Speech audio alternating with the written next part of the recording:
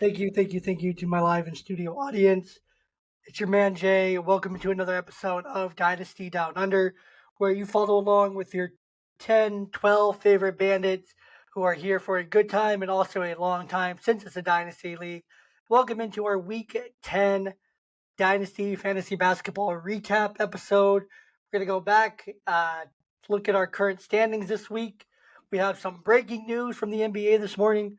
We have plenty of other news to talk about today. We have some rumors we're going to hit. We're going to hit the rumor mill hard.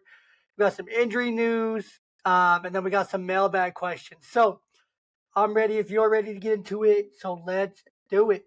Again, pardon my voice. If I go quiet or anything, it means I'm coughing.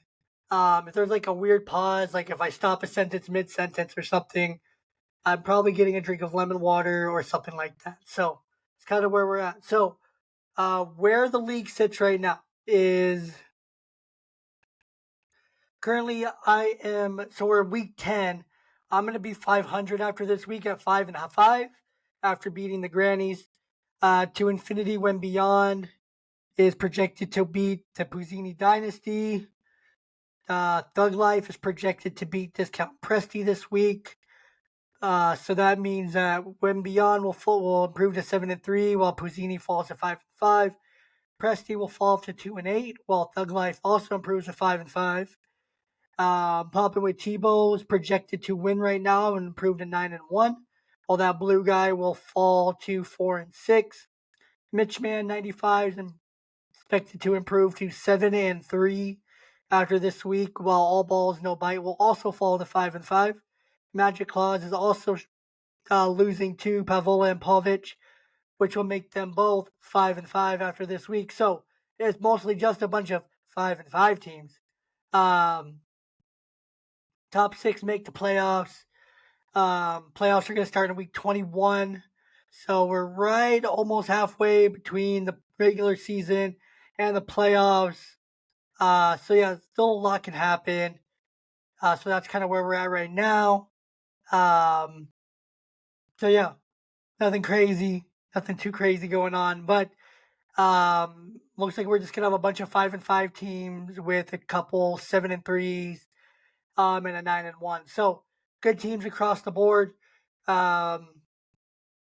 had one trade go down this week between Poppin' with Tebow and AB Pack.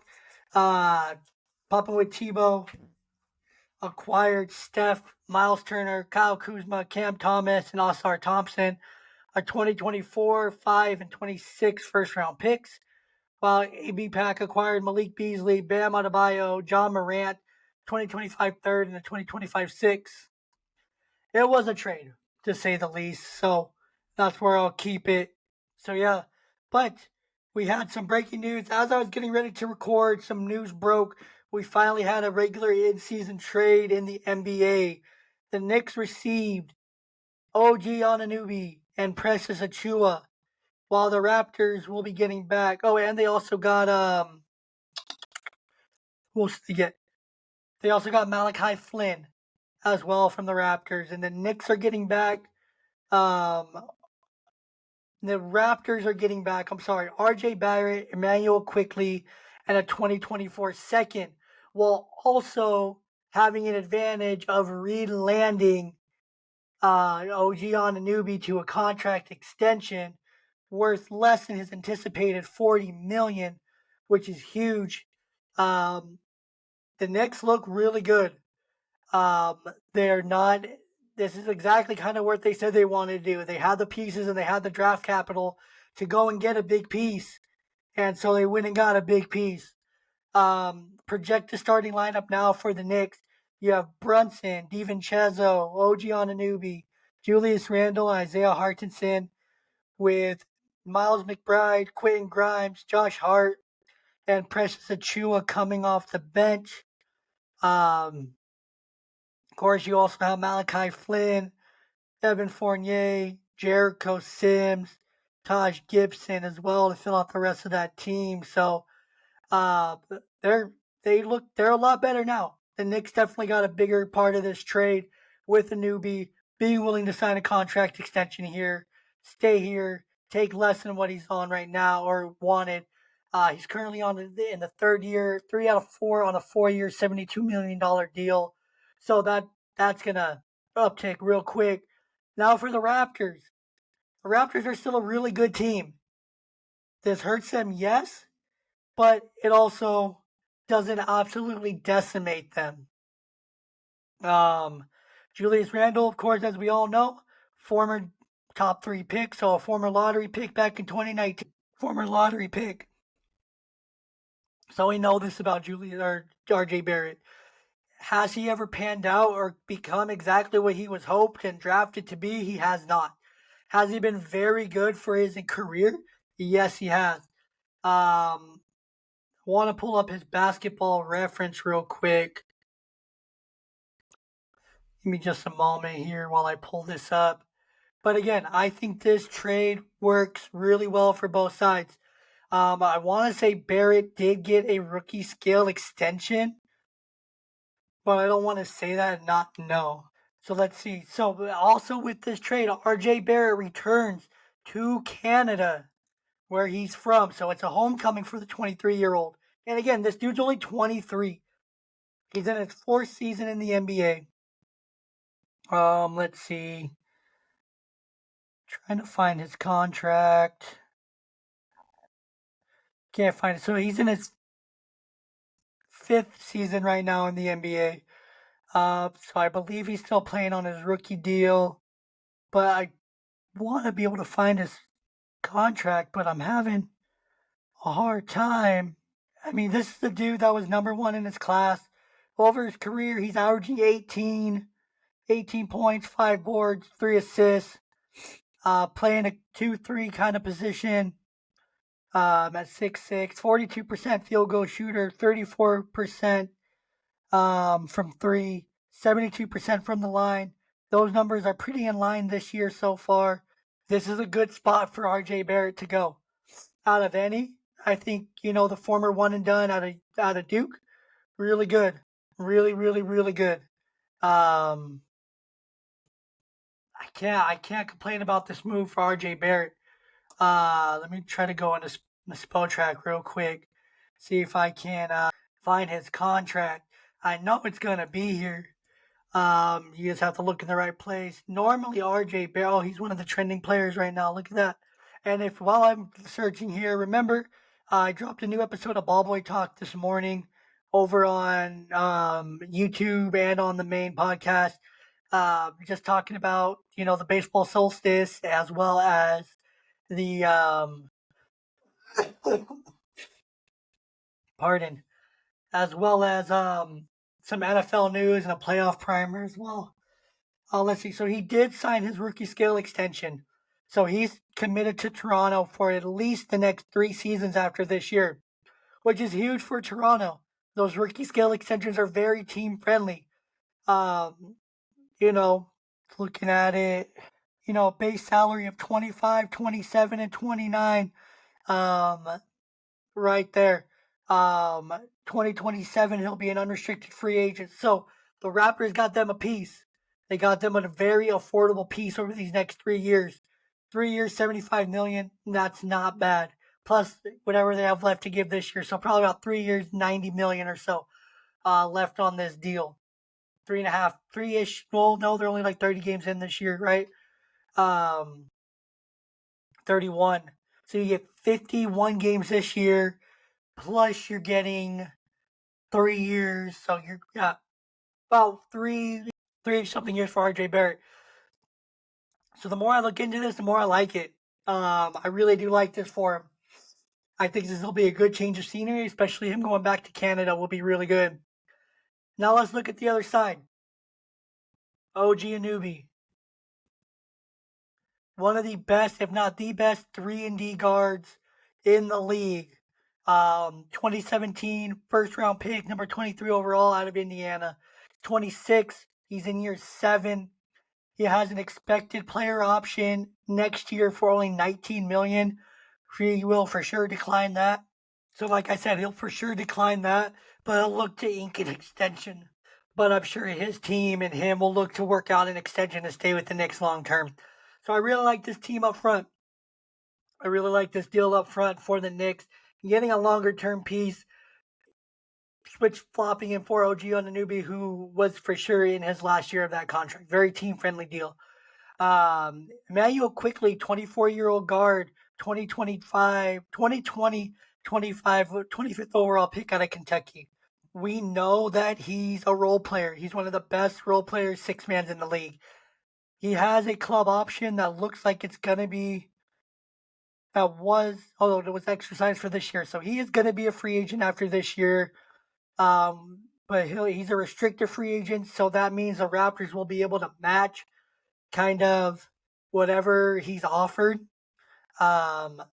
Qualifying offer for him looks like they'll be due around $6 million for him. So again, very affordable if they try to keep him, depending on the role he carves out. He looks to move from a six-man possibly into an everyday role with the Raptors. So right now the Raptors line up Scotty Barnes, Emmanuel Quickly, RJ Barrett, Pascal Siakam, and Jakob Poeltl. Likely, I would imagine Gary Trent Jr. or Otto Porter get the nod in that two-guard spot, possibly even moving Barnes to a 2 and moving Schroeder into the 1, allowing Quickly to come off the bench where he truly thrives. Gary Trent, Otto Porter Jr., Jalen McDaniels, and Chris Boucher. One piece I haven't talked about yet is Precious Achiuwa was also part of this deal going to the Knicks. He'll find himself in the secondary rotation with Achiuwa has a chance to work his way into the everyday spot. So Precious Achiuwa, don't be surprised if he gets some serious run, some good run in that offense with the Knicks, playing a 4-5 kind of role. He's in year 3.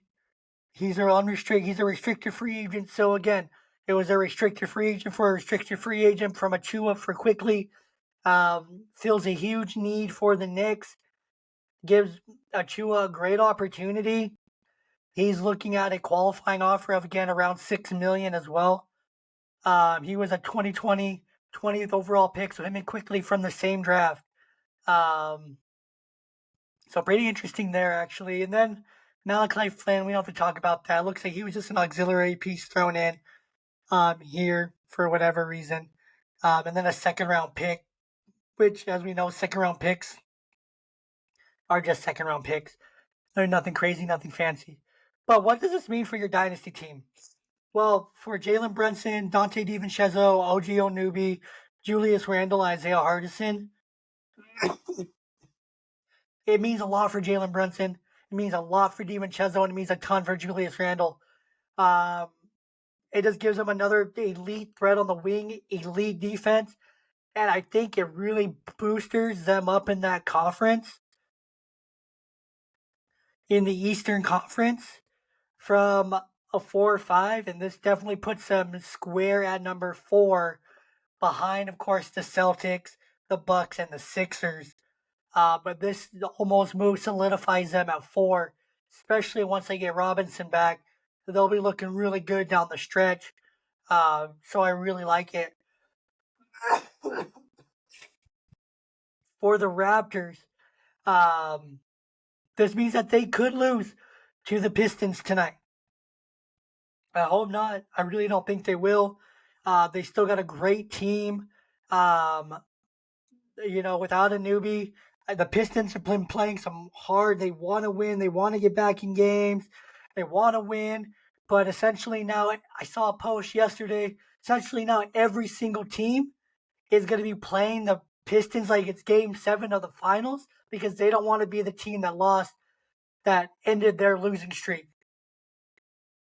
So tonight, they'll still be running out Siakam, Barnes, Schroeder. Also, going to be running out there. Probably quickly, and them guys won't play. Quickly and Barrett likely won't play tonight because he just got traded. But you still got Barnes, Siakam, Poeltl, Trent, Porter, McDaniels, Boucher, Schroeder. You're going to be fine. I might not be. but that's okay. We carry on. So enough about the trade. Let's get into kind of where we're at. Let's get into some news. So, as we've seen recently, Eric Gordon wants more touches. I touched on this last week, so go back and listen to that Week 9 recap. But Eric Gordon wants more touches, but he can't score to save his life. I mean, now he's sharing the floor with KD, Devin Booker, Nurkic, Grayson Allen, and Bradley Beal. The Suns' big three took 30-plus games to finally debut this season. But Bradley Beal came back on Friday the 29th. The Suns won that game. KD played 39 minutes, had 21 points, 8 for 11 shooting, 11 assists, and 4 boards. Book, 37 minutes, 10 for 18 shooting, 35 points, 7 assists, 4 boards. Beal, 30 minutes, 6 points, 3 for 8 shooting, 7 assists, and 3 boards. It's good to see him facilitating and passing that Brock. Nurkic balled out, 24 points, 1 assist, and 15 boards. Allen, 16 points, 3 assists, 4 boards. Gordon, 33 minutes, 21 points, 1 assist, 2 boards. So, with that in mind, the Suns, if they can stay healthy, they'll climb back into that Western Conference, into the play-in, into the top 6, no problem. They've been floating right around 500 this season. I believe they are 500. I believe they are 500, or maybe one or two below. But they're not that far out of it. So KD's kept them alive. They kept them going enough, the best he could. Him and Book. So yeah, the Suns are right now at 9. They're 16 and 15. I could very see them easily jumping the Lakers, jumping the Pelicans, jumping the Mavericks, getting into that 6th seed with this rotation if they can stay healthy. I really think this conference is the Timberwolves, the Thunder, the Nuggets, the Kings, and then everyone else after that. The Warriors are on the outside looking in. They're 15 and 16, but they're right there with the Rockets, who have Baby Joker, Alperen Sengun. Um, so yeah, it looks really good. I really like this team.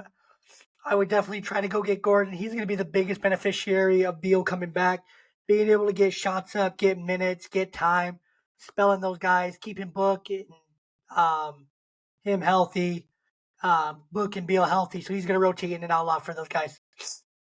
The next piece of news is the losing streak for the Pistons continues. They lost to the Celtics in OT on Thursday night, losing a 21-point lead. It was pretty despicable to watch. They tried, they fought, they clawed, they nailed, they just could not do it. But they gave it their best. This one was interesting. Scoot Henderson thinks it's still uncertain who the rookie of the year is. I personally don't think it's close. I don't. I think the key to rookie ladder, you have Chet, you have Jaquez. Um, I go with what Shaq has said. Stop calling Chet Holmgren elite. It's his first full year. Let's make sure he makes it out healthy, and let's see him do it for years, not games. I agree with Shaq on that. Holmgren and Wemby are still 1 and 2. Jaquez is number 3 though. You can't deny what Jaquez is doing. Brandon Miller's number 4. Derek Lively number 5. Then, of course, you have Thompson, Podzemski, Keontae George, Blyle, Kalabali, and Scoot Henderson. Now that Scoot's healthy, he's looked really good. But I don't agree with him here. You know, it's Chet, Wemby, and Jaquez, and that's the top 3. Those are the 3 that are gonna go back and forth all season. If Jaquez can get his points per game, maybe some more rebounds and assists, and really just bump up those stats, is that Jaquez has all the intangibles. He's everything. Wemby's been streaky. Some nights he's amazing. Some nights he's terrible.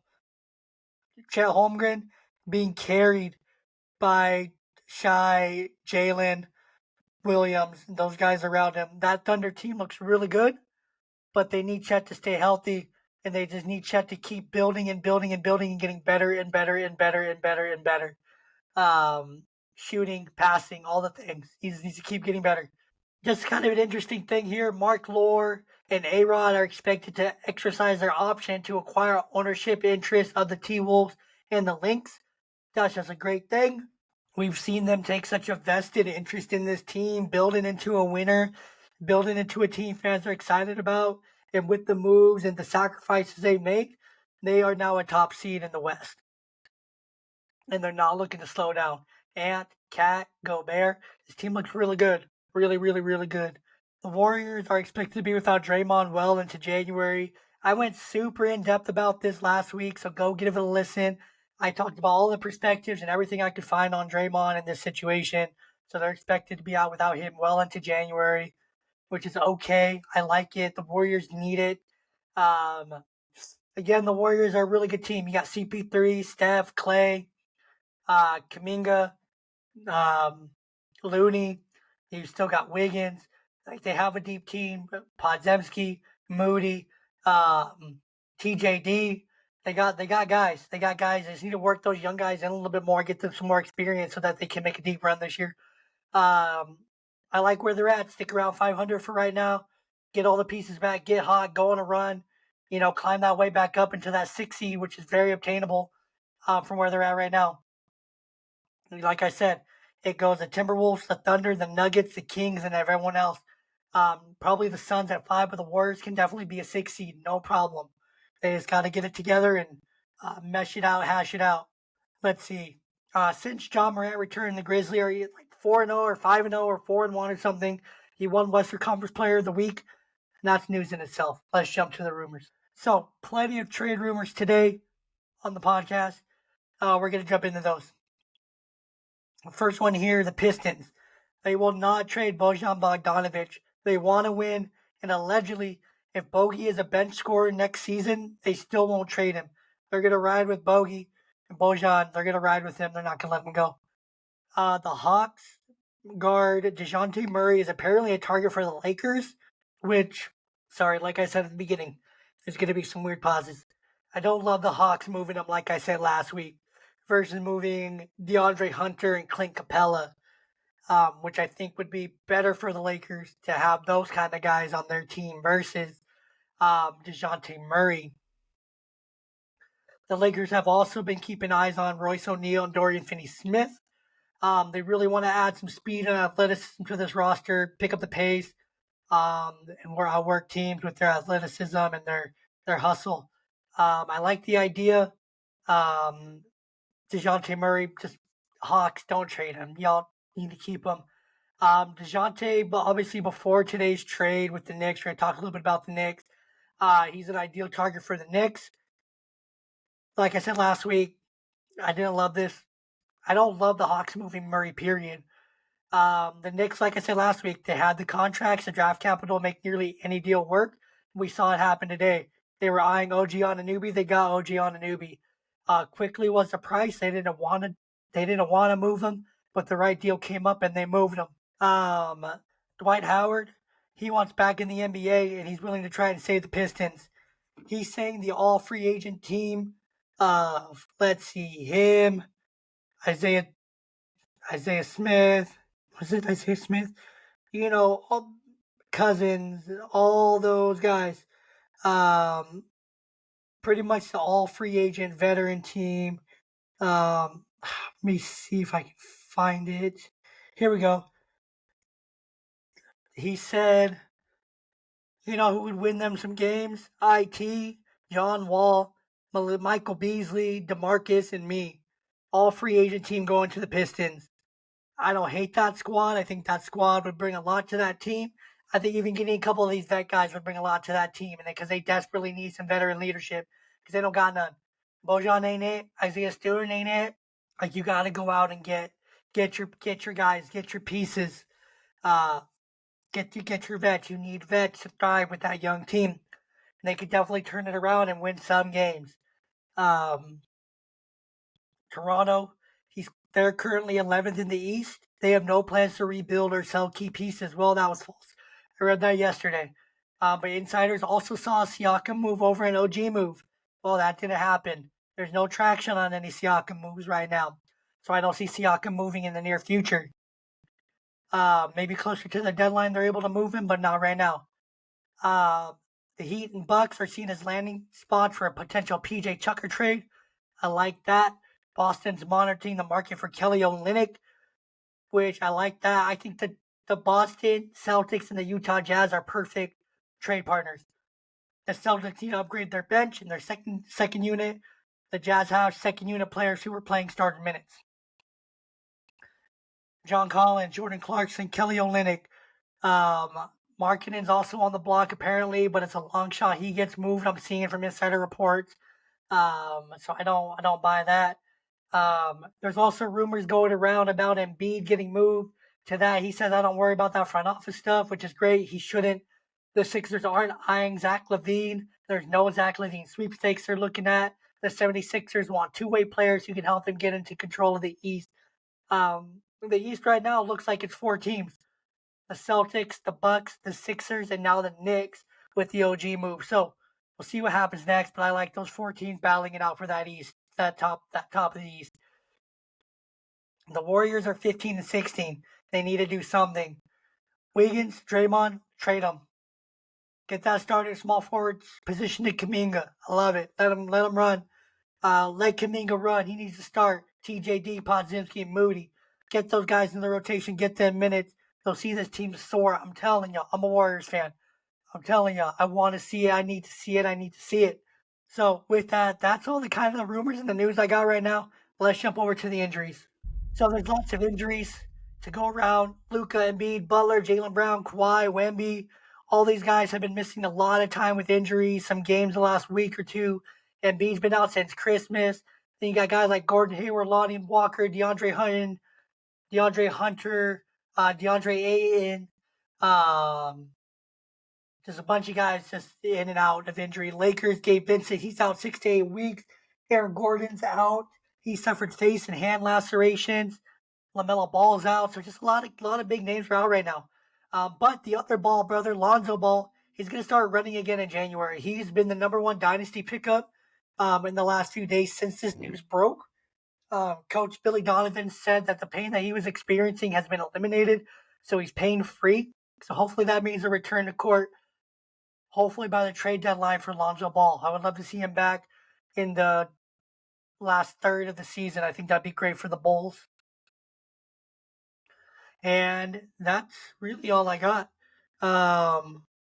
For rumors, there's not a lot going down in the his house. So I also looked up a recent. I guess we'll transition here. I've been trying to keep up on like rookies and mock drafts. I think I'm gonna keep that one for a little while.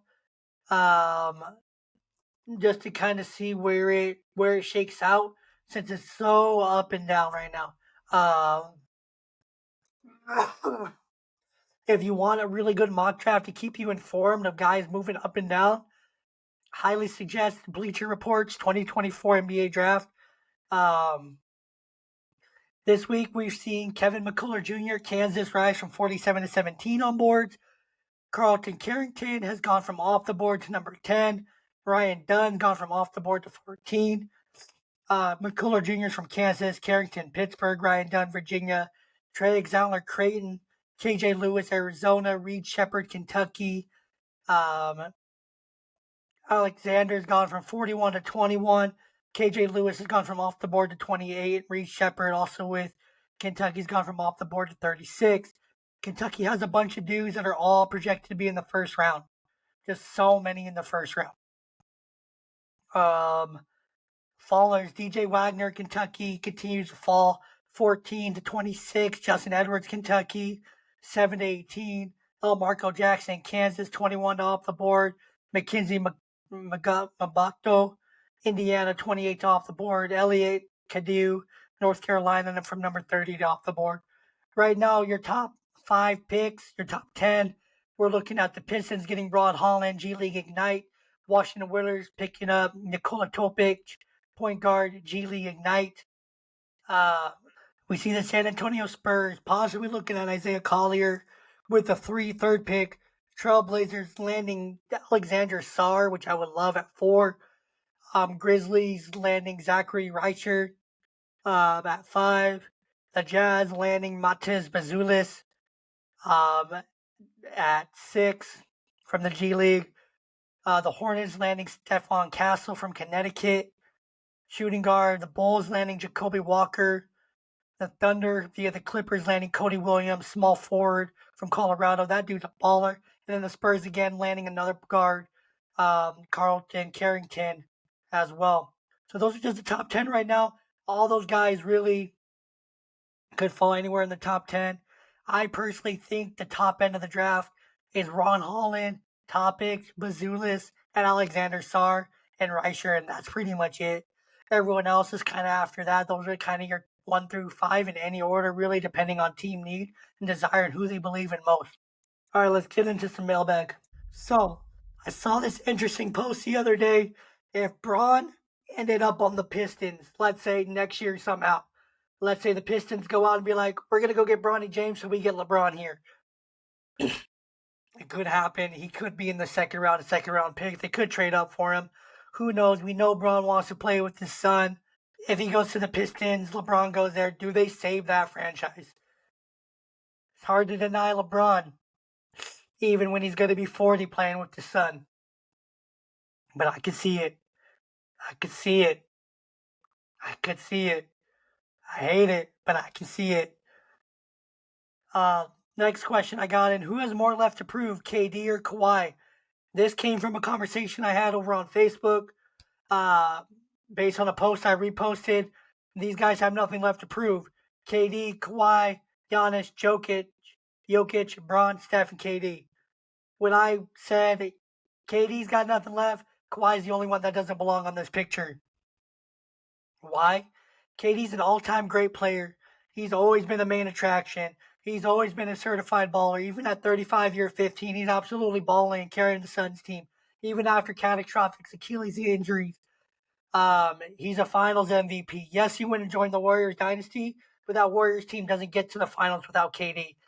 Because he carried them through the playoffs. He carried Steph. He carried Clay. He carried Dre. I don't care what anyone says. He was the MVP of that finals for a reason. Kawhi, defensive specialist. Yes, he shut down LeBron for a series, but that's all he did. He played for Pop. He played with great players in San Antonio. He played with a stacked Toronto team that had a younger OG, a younger Siakam, and other great players around him. Did he take him over the top because of his defense? Absolutely. But they were playing in a weak East that didn't have LeBron in it anymore. He's never healthy. He's not the main attraction. He's not it. KD has nothing left to prove. Kawhi, go get another ring, lead a team, and then I'll consider you with nothing left to prove. But until then, KD, Giannis, Jokic, LeBron, Steph, KD, y'all are the only ones in the NBA that have nothing left to prove for your careers. I said what I said. I'm sticking to it. Next, should A-Rod, and this is just a should, move the Timberwolves to Seattle? If you know baseball, you know A-Rod, Seattle. That's where he grew up. That's where he started playing. That's where he was drafted. That's where he's rooted. B, just buy the Seattle Mariners, or C, both. I want him to buy the Mariners because they'll put a competitive product out in the field. C, both. Why not? Bring us back to Sonics and buy the Mariners and give us a team to root for and cheer for that we actually care about. That's competitive because we know you'll do it. So if this ever landed on A-Rod's desk in front of A-Rod on his phone or whatever, A-Rod, from myself, a Mariners fan and a Sonics fan from back in the day, please bring a competitive team to Seattle outside of the Seahawks. Buy the Mariners, put a team on the field that we care about, get Stanton out of there, and please move the Timberwolves back and use Climate Pledge all you want. Granted, I don't speak for the brands or the companies, I'm just saying from a fan. Next mailbag question. Best second tier team in the East, Magic, Heat, Knicks. I don't even think it's close. It's the Knicks now. Best third tier team in the East, Cavs, Pacers, Nets, Bulls. It's the Pacers, and it's not even close. They're a second tier team now, with the Knicks moving into a first tier.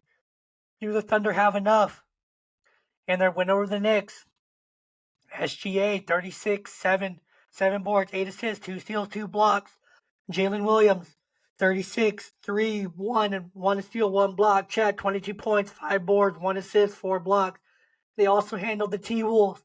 SGA, 34 points, 9 assists, 6 rebounds. I absolutely think they have enough to be a solid number 2 seed in the West this year, and they could run deep into the playoffs. Championship? I don't know. Western Conference Finals? Lock and load. Just imagine that would have been the Sonics. So, just saying. AI came out with his GOAT order, and I think I agree. MJ, Kobe, LeBron. It's the GOAT order. That's the correct GOAT order. AI's got it right. So shout out to Allen Iverson for that. Guys, I'm going to go rest my voice. Y'all have a happy new year. Have a safe new year. One love, so many blessings. Make sure you go and listen to the latest episode of Ball Boy Talk. That's probably the next episode after this that'll start automatically playing. If you're a dad, if you know a dad, love a dad, go and check out Young Dad Podcast. It's another podcast I host with my brother. We're ready to launch season 5 here in a couple of days. So I'm really excited. For all my dads that have little ones, go and check out my book on Amazon, A Baseball Game with Dad. It's my debut picture book. I hope to sell a few more copies before the next one comes out. Let's see what else. Go and follow on Instagram at ballboyblog. You can also follow at Young Dad Podcast as well. Let's see what else we got. I think that's it. Shout out to the league. Shout out to Dynasty Down Under. Shout out to the Bluey Bandits. And y'all, again, Happy New Year. Let's take on 2024. Here's the next 51 games in the NBA season. Many more weeks ago. We're halfway through the fantasy season almost before the playoffs. So let's keep rocking and rolling, having fun, having a great time. Y'all stay safe. Y'all be good. Don't litter. Don't commit any crimes. If you get drunk on New Year's, call an Uber. We're not sponsored by Uber. But yeah, all y'all, one love, many blessings.